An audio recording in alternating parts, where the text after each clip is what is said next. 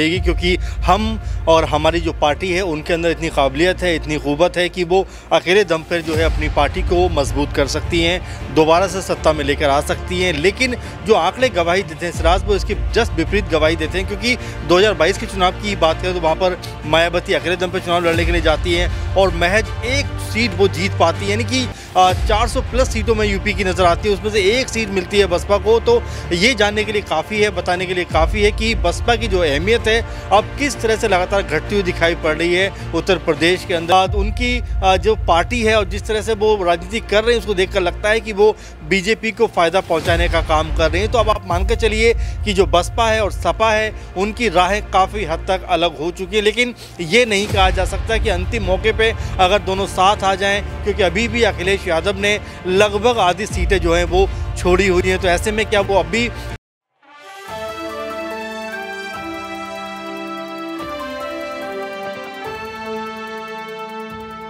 नमस्कार, आप देख रहे हैं नेक्स्ट 9 पॉलिटिकल बाइट में हूं आपके साथ सिराज। मायावती वो नाम है जिसकी चर्चा अब पूरे देश में हो रही है, क्योंकि आगामी लोकसभा चुनाव को देखते हुए सभी दलों की निगाहें मायावती पर टिकी हुई है कि मायावती आखिर एनडीए गठबंधन में जाएंगी या फिर इंडिया गठबंधन में जाएंगी या फिर अकेले ही चुनाव लड़ेंगी। लेकिन इस सवालों के जवाब आज खुद मायावती ने दे दिया है। मायावती ने साफ तौर पर कहा कि आगामी लोकसभा चुनाव बीएसपी अकेले लड़ेगी और जिस तरीके से बीएसपी को लेकर अफवाहें फैलाई जा रही हैं कि वो तीसरा दल बनाएंगी या फिर इंडिया गठबंधन में जाएंगी, एनडीए से हाथ मिलाएंगी, ये पूरी तरीके से अफवाह है, इस पर कोई भी विश्वास नहीं किया जाना चाहिए। लेकिन क्या मायावती के इस बयान के बाद मायावती को लेकर जो खबरें चल रही हैं उस पर विराम लग चुका है? क्योंकि कई सवाल ऐसे उठते हैं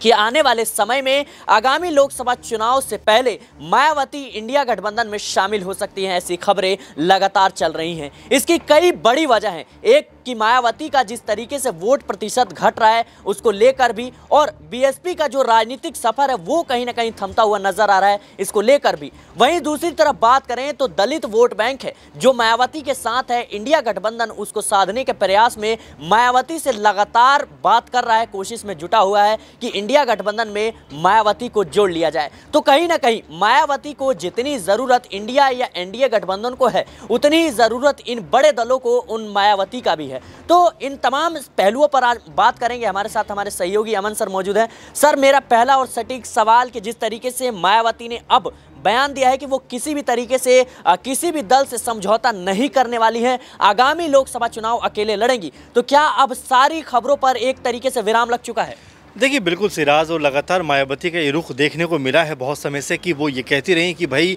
एकला चलो की नीति पर हमारी पार्टी चलेगी, क्योंकि हम और हमारी जो पार्टी है उनके अंदर इतनी काबिलियत है, इतनी क़ुव्वत है कि वो अकेले दम पर जो है अपनी पार्टी को मजबूत कर सकती हैं, दोबारा से सत्ता में लेकर आ सकती हैं। लेकिन जो आंकड़े गवाही देते हैं सिराज, वो इसकी जस्ट विपरीत गवाही देते हैं। क्योंकि 2022 के चुनाव की बात करें तो वहाँ पर मायावती अकेले दम पर चुनाव लड़ने के लिए जाती हैं और महज एक सीट वो जीत पाती है, यानी कि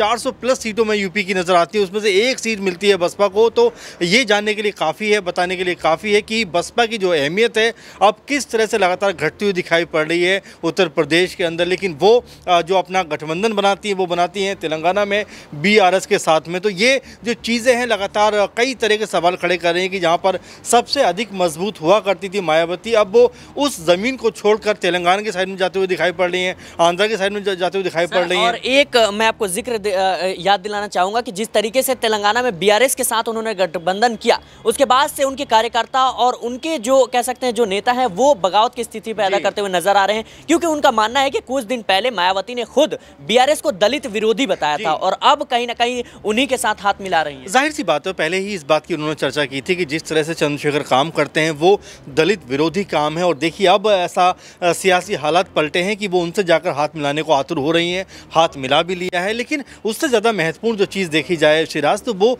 हमें यूपी में देखना पड़ेगा, क्योंकि यूपी में लगातार मायावती मजबूत रही हैं, ताकतवर रही हैं। और अगर हम बात करें 2007 की, तो वहाँ पर अपने दम पे, अकेले दम पर वो जो है सरकार बनाती हुई दिखाई पड़ी थी, पावरफुल वुमेन माना जाता था उनको, और यही इमेज उन्होंने बना के रखी। क्योंकि जिस तरह से उन्होंने अपने आप को राजनीति में मजबूत किया, कांचीराम ने उनके ऊपर भरोसा करते हुए बीएसपी कमान उनके हाथों में सौंपी, उन्होंने भी बहुत शानदार ढंग से बीएसपी को आगे बढ़ाया। लेकिन जिस तरह 2012 के बाद में लगातार उनका ग्राफ कमज़ोर हुआ है और हर मायने में सिर्फ लोकसभा में ही नहीं बल्कि विधानसभा के चुनावों में भी लगातार उनकी जो सीटें हैं वो घटती चली गई और 2022 में उनके हाथ सिर्फ एक सीट आई। तो ऐसे में सवाल उठते हैं कि चलिए अगर वो अकेले चुनाव लड़ती भी हैं तो आखिर कितनी सीटें उनके पाले में आने वाली हैं, कितनी सीटों पर वो चुनाव लड़ेंगी। और साथ में ये भी कहा जा रहा है कि क्या वो बीजेपी को फ़ायदा पहुँचाने के लिए चुनाव लड़ने वाली, क्योंकि अखिलेश यादव ने भी यही बात कुछ दिनों पहले कही कि मैं कहना तो नहीं चाहता लेकिन उनकी जो पार्टी है और जिस तरह से वो राजनीति कर रहे हैं उसको देखकर लगता है कि वो बीजेपी को फ़ायदा पहुंचाने का काम कर रहे हैं। तो अब आप मान कर चलिए कि जो बसपा है और सपा है उनकी राहें काफ़ी हद तक अलग हो चुकी है, लेकिन ये नहीं कहा जा सकता कि अंतिम मौके पे अगर दोनों साथ आ जाएं, क्योंकि अभी भी अखिलेश यादव ने लगभग आधी सीटें जो हैं वो छोड़ी हुई हैं। तो ऐसे में क्या वो अभी मायावती का इंतज़ार कर रहे हैं, क्योंकि यही बात सियासी जानकार कह रहे हैं कि कोई बड़ी पलटी, कोई बड़ा कह सकते हैं फेरबदल उत्तर प्रदेश की राजनीति में होने वाला है। खबरें जो सामने आ रही हैं कि प्रियंका गांधी जो कि मायावती के करीबी नेता मानी जाती हैं, खासतौर पर भले ही वो कांग्रेस में है लेकिन उनके साथ ताल्लुकात रहते हैं, तो खबरें ये सामने आ रही कि कांग्रेस राहुल गांधी को ना आगे करके, अखिलेश यादव को ना आगे करके जो इंडिया गठबंधन है वो कहीं ना कहीं प्रियंका गांधी को आगे कर रहे हैं और सोनिया गांधी भी जो है लगातार जद्दोजहद में जुटी हुई है कि मायावती को इंडिया गठबंधन में शामिल किया जाए। तो क्या अब मायावती ने जिस तरीके से एक तरीके से बयान दे दिया उसके बाद से इस पर विराम लगता हुआ नजर आ रहा है, या फिर खबरें जो सामने आ रही है सर कि जिस तरीके से कांग्रेस अब लगातार प्रियंका गांधी को आगे कर रही है और कहीं ना कहीं अखिलेश यादव, राहुल गांधी, इन सारे बड़े नेताओं को पीछे करके प्रियंका गांधी जो है वो मायावती से लगातार वार्तालाप कर रही हैं कि वो इंडिया गठबंधन में शामिल हो जाए। तो क्या मायावती जो है चुनाव से पहले कहीं ना कहीं पलटी मारते हुए नजर आएंगी? देखिए बिल्कुल राजनीति का यही रसूख है और यही कहीं ना कहीं तजुर्बा है कि जहाँ पर भी लगता है संभावनाएं ख़त्म हो रही हैं वहीं पे एक नई संभावना पैदा हो जाती है। और चूंकि मायावती के साथ में आपने सही कहा प्रियंका गांधी वो ब्रह्मास्त्र मेरे ख्याल से कांग्रेस पार्टी का जो हर बिगड़ी बात को बना देती है, इसीलिए लगातार वो मायावती के संपर्क में भी कहा जाता है कि मायावती के साथ में उनकी जो ताल्लुकात है बहुत बेहतर हैं और यही एक आखिरी जो है तीर कहीं ना कहीं जो इंडी गठबंधन है वो चलाना चाहता है ताकि मायावती को अपने खेमे की तरफ लाया जा सके। क्योंकि अगर मायावती कांग्रेसी खेमे में नहीं आती यानी जो इंडी गठबंधन उसके कह सकते हैं पास में उनके पाले में नहीं आती हैं, तो यहाँ से जो सपा चाहती है, कांग्रेस पार्टी चाहती है कि उत्तर प्रदेश से बीजेपी को कमज़ोर किया जाए, ख़त्म किया जाए या कहीं ना कहीं स्टॉप किया जाए, वो काम वो करते हुए नज़र नहीं आएंगे। इसीलिए बारंबार मायावती की तरफ कहीं ना कहीं जो इंडी गठबंधन है वो देखता हुआ नज़र आ रहा है। लेकिन मायावती कह रही है कि भाई मैं तो अकेले दम पर चुनाव लड़ूंगी, मुझे किसी की ज़रूरत नहीं है। मैं बीएसपी अगर अकेले चुनाव लड़ती हैं तो क्या बीएसपी को दोबारा कह सकते हैं एक जीवन दान मिल सकता है? क्योंकि जिस तरीके से वोटिंग प्रतिशत में लगातार गिरता हुआ नजर आया है, बात करें हम उत्तर प्रदेश की जहां पे मायावती को अच्छे खासे पहले वोट मिलते थे, मुख्यमंत्री भी रह चुके हैं, लेकिन अब दक्षिण भारत का रुख करना है, इससे क्या सियासी मायने निकाले जा सकते हैं? देखिए मुझे लगता है मायावती को अपनी जो ज़मीन है मजबूत रही है उनके लिए उत्तर प्रदेश की, वहाँ पर उनको एक बार फिर से अपनी पार्टी की समीक्षा करनी चाहिए। क्योंकि जो 10 सांसद उनके जीते हुए हैं वो भी उनसे नाराज़ हैं और सब यहाँ वहाँ जा रहे हैं या फिर चले गए हैं या फिर जाने की लगातार उनके बारे में चर्चाएं चल रही हैं। तो ऐसे में मायावती को अपने संगठन को, खासकर उत्तर प्रदेश में जो मजबूती ताकत उनकी एक समय हुआ करती तो उसको पहचानने की ज़रूरत है। क्योंकि जब तक यूपी में वो मजबूत नहीं होंगी, पूरे देश के अंदर चाहे वो तेलंगाना हो, चाहे वो राजस्थान हो या मध्य प्रदेश हो या फिर बिहार हो, कोई भी राज्य हो, वहाँ पर वो अपने आप को ताकतवर नहीं बना पाएंगे। इसीलिए उत्तर प्रदेश में उनको सबसे ज़्यादा ध्यान देने की ज़रूरत है। और साथ में देखिए जो हम लगातार बात भी करते रहे कि 2021 जो 22 का चुनाव था विधानसभा का, वहाँ पर मायावती महज एक सीट जीतती हैं और ये जो सीट है वो नज़र आती है कि क्या मायावती का जो एक समय दबदबा था वो ख़त्म हो गया है और क्या अब मायावती को अपनी पूरी की पूरी टीम को दोबारा एनर्जाइज करने की ज़रूरत है, उनको दोबारा कहीं ना कहीं जो कह सकते हैं मादा उनका होता था उत्तर प्रदेश के अंदर, क्या वो अपने आप को कह सकते हैं पार्टी को सिखाने की ज़रूरत है, समझाने की ज़रूरत है। बहुत सारे ऐसे कार्य हैं जो किए जा सकते हैं, लेकिन मायावती जिस तरह चुप्पी साधे बैठी है, मुझे लगता है सबसे ज़्यादा असर इसी बात का हो रहा है, इसी लगातार उनकी पार्टी डाउन हो रही है। जैसे पहले मुख्यमंत्री भी रह चुके हैं मायावती, तो पहले ये रिपोर्ट्स में दावा किया जा रहा है कि जो मुस्लिम वोट बैंक है वो मायावती को जो है वोट देता हुआ नजर आ रहा था, दलित है और साथ में जो और समुदाय है वो भी वोट देता हुआ नजर आ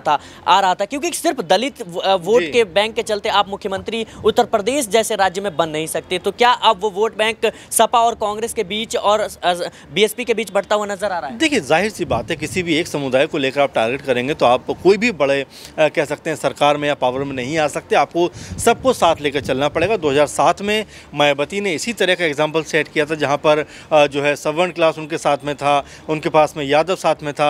दलित वोट बैंक साथ में था, मुस्लिम वोट बैंक साथ में था। इसीलिए उन्होंने अकेले दम पे चुनाव जीता और उत्तर प्रदेश में सरकार बनाई, मुख्यमंत्री बनी। लेकिन ये जो चीज़ें इस बीच हुई हैं लगातार, जिससे कमज़ोर वो लगातार हुई हैं, उसकी वजह यही है कि तमाम सारे समुदायों ने मायावती का जो है साथ छोड़ दिया, उनका जो है उनसे अलग हो गए। और यही बात है कि लगातार जो वोट परसेंट है वो अब लगभग 12-13% के आसपास आ गया है, जो एक समय सिर्फ दलित वोट बैंक ही 20-22% हुआ करता था। तो ये नज़र आता है कि जब तक वो वोट बैंक नहीं बनेगा, नहीं बढ़ेगा, तब तक मायावती उत्तर प्रदेश के अंदर अपनी जो पहले की उनकी साख थी, जो ताकत थी, वो प्राप्त नहीं कर सकती। जी बिल्कुल, कहीं ना कहीं मायावती को लेकर तमाम तरह की बातें जो सामने आ रही थी, लेकिन जिस तरीके से मायावती ने अभी साफ तौर पर ट्वीट किया, उन्होंने साफ तौर पर कहा कि किसी भी दल में शामिल होने को लेकर जिस तरीके से अफवाहें चल रही है पूरी तरीके से गलत है और बीएसपी अकेले ही अपने दम पर चुनाव लड़ेगी। लेकिन एक आखिरी और अहम सवाल कि अब जिस तरीके से बातें चल रही हैं कि इंडिया गठबंधन में पीएम उम्मीदवार के तौर पर मायावती को आगे करके बीजेपी को लोकसभा चुनाव से पहले चौंकाने वाली है, तो क्या मायावती को इंडिया गठबंधन के तौर पर क्या मायावती को जो है पीएम कैंडिडेट के तौर पर इंडिया गठबंधन आगे करेगा? क्योंकि कहीं ना कहीं उसमें अरविंद केजरीवाल हैं, राहुल गांधी हैं, प्रियंका गांधी हैं, मल्लिकार्जुन खड़गे हैं, ममता बनर्जी हैं, तमाम जो बड़े दिग्गज हैं वो कहीं ना कहीं उसमें हैं। तो क्या मायावती को पीएम कैंडिडेट बनाएगा इंडिया गठबंधन? देखिए, जाहिर बना सकता है, क्योंकि अनुभव उनके पास में है, राजनीति करने का जो भी समीकरण होते हैं, बैठ सकते हैं, वो सब उनके पास में है। इसके अलावा मजबूत नेता रही हैं उत्तर प्रदेश में, और देखिए महिला भी हैं, साथ में दलित समुदाय से आती हैं। तो ऐसे में एक साथ कई तरह की चीज़ों को इंडी गठबंधन यहाँ से साध सकता है। यही बात पहले भी कही गई कि अगर मायावती हमारे साथ आती है, यानी कि अखिलेश यादव ने ये बात कही थी, तो हम उनको पीएम बनने का भी ऑफर दे सकते थे। तो ये बिल्कुल देखना ज़रूरी होगा कि क्या मायावती इन सब बातों को ध्यान में रखते हुए इंडिया गठबंधन की तरफ आती हैं, या फिर वो एकला चलो की जो नीति है उस पर चलती हुई नजर आएंगी, जिसमें वो खासी कह सकते हैं कि एकला ही रहती हुई नजर आ रही हैं। क्योंकि 2019 में जिस तरह 10 सीटें जीती, सपा के साथ जीती, 2014 में एक भी सीट नहीं जीती, और 2022 में महज एक सीट विधानसभा की उन्होंने जीती। तो यहाँ से समझ में आता है कि अगर वो एकला चलो की नीति अपनाएंगी तो एक आध ही सीट उनके पक्ष में आएगी, जो उनका भला नहीं कर पाएगी। जी बिल्कुल, कहीं ना कहीं मायावती को लेकर तमाम तरह की बातें चल रही हैं। अब देखना यही होगा कि क्या इंडिया गठबंधन जिस जद्दोजहद में जुटा है, आखिर लोकसभा चुनाव से पहले पीएम कैंडिडेट के तौर पर आगे करता है मायावती को, तो क्या मायावती इंडिया गठबंधन से हाथ मिला पाएंगी या फिर नहीं।